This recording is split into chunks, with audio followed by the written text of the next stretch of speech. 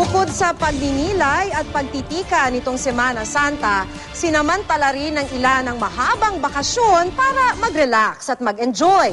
Ang mga pumatok na summer getaways, silipin sa report ni Teresa Andrada.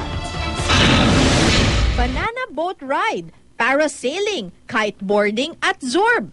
Ilan lang yan sa mga madalas na summer activity sa Boracay. Pero kung kakaibang summer experience ang hanap nyo, bakit hindi subukang mag-island hopping? Sa unang island stop, nariyan ang underwater cave na Crystal Cove.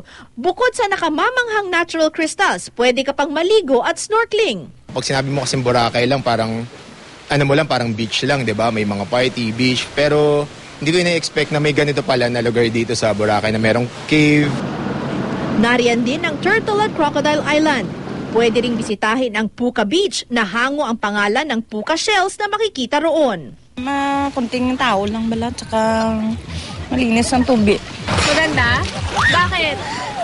Walang lumot, ang puti yung balas.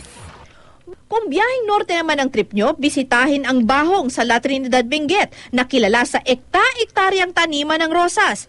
Panahon pa ng tagsibol ang buwan ng Pebrero hanggang Abril. Magaganda yung mga bulaklak dito, tsaka mga fresh. Pwede ko bang mamitas dyan ng mga bulaklak sa mga farm? Oo, pwede. Libre? Depende po kung yung mga may-ari.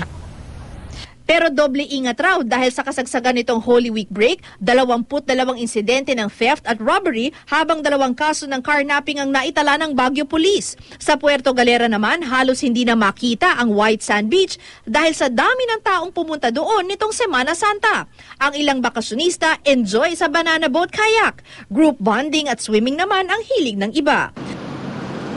Pero matapos ang long break, nag-uuwian na ang ilan nating kababayan. Bitin man daw ang break, mas mabuti na raw ang mauna kesa makipagsiksikan sa dagsa ng mga biyahero.